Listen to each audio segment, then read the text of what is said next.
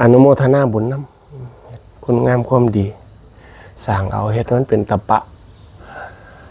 ะความผักเพี้ยนความเพี้ยนพยายามความหมู่มันน่ะนั่นน่ะตะปะเฮ็ด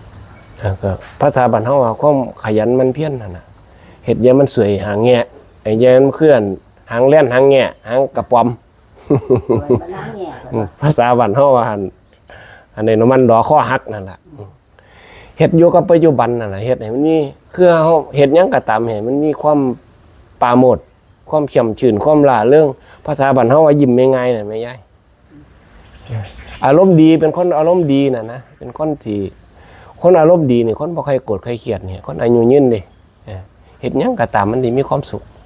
คันเฮาเฮ็ดหยังแล้วบ่มีความสุขแล้วมันอุกอังสังขยาก็แสดงว่าเฮาวางบ่ลงความยึดมั่นถือมั่นมันยังแรงอยู่กำลังแรงจังว่าอยากบอกแต่เรื่องสมาธินี่หลายๆจังหน่อยสมาธิสม่ำเสมออาธิท่วนทั่วยิ่งยวดขึ้นไปเพิ่มขึ้นไปเรื่อยๆดิยายเฮ็ดสมาธินี่มันที่มีความสุขเนี่ยมันที่ขึ้นหาพ่อหาแม่ก่อนอันนี้มันมีความสุขโดยบ่ต้องซื้อเอาน่ะบ่ต้องเสียค่า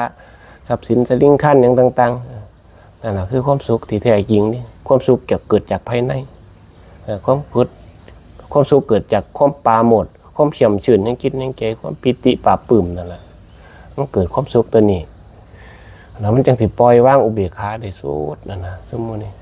มีแล้วก็แถมมีฤทธิ์มีเดชพร้อมนี่ต่อไปเฮ็ดนี่บางทีก็มันก็เป็นเครื่องวนนี่อันใดฤทธิ์ได้เดชมากอ่ะคนก็หลงแม่นบ่จนแย่มีมานะพร้อมมีการอวดตัวพร้อมอวดอิทธิฤทธิ์หลายอย่างนี่นั่นน่ะเพิ่นว่าอัตตกิลมัฏฐานุโยคมันสิลมวนมันสิวนมาว่านี่คันบ่เข้าใจคันมันวนเข้าไปกวางดูหลายๆมันก็บ่แม่นว่าต้องมีทางระบายนำเพิ่นยังไงเฮ็ดทานนี่นังไว้นำหาทางระบายมีสติสัมปชัญญะรู้เท่าทันรู้กันรู้หยังรู้รอบนี่การเฮ็ดปล่อยวางปล่อยหยังนี่เพิ่นเอิ้นว่าพวกปัสสัทธิดอกปัสสัทธิให้ปล่อยหูจักปล่อยวางมีความบริสุทธิ์คือเฮาสิยอมผ่ายอมหยังซั่นนะเฮ็ดวางจิตวางใจรู้เท่าทันมันนั่นน่ะรู้เท่าทันคันเฮามีสติสัมปชัญญะแล้วมีความสมบูรณ์ในพวกนี้เฮ็ด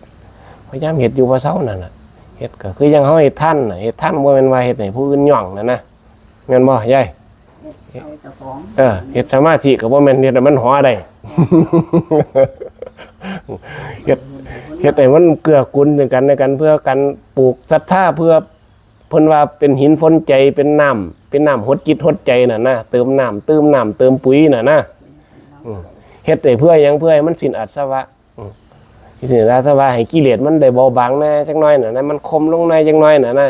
มันมีอยู่นี่ก็ย้ายมันขึ้นหลายน่ะนะคือเฮาอาบน้ำนั่นล่ะคือเฮาอาบน้ำอาบให้มันสะอาดนั่นล่ะบ่มันอาบแห่งสกปรกไปอาบน้ำขี้ตำขี้ข้นอาบน้ำหอมมันซั่นมันหยังนั่นนะมันคันมันไข้ก็ฝึกเอาอยู่เรื่องพวกมื้อนี้เรื่องศีลสมาธิปัญญานี่ฝึกเอาเรื่องทานศีลภาวนาเฮานี่ล่ะคอยเฮ็ดคอยเล็กๆน้อยๆไปเอาอนุโมทนาบุญนำยายฝึกตัวหลักๆก็คือเรื่องจิตใจนั่นน่ะเฮ็ดให้มันมีความใจดีเป็นคนใจดีใจดีเรียกให้ดีใจซะก่อนดีใจสิได้เฮ็ดได้ทำได้เกิดมาเป็นคนเราบัดนี้เป็นคนใจดีใจคนมากด้วยปราโมทย์เพิ่นว่ามากคนได้เข้มชื่นจิตใจดีใจงามนั่นน่ะเอาครับรับพรเป็นภาษาบาลี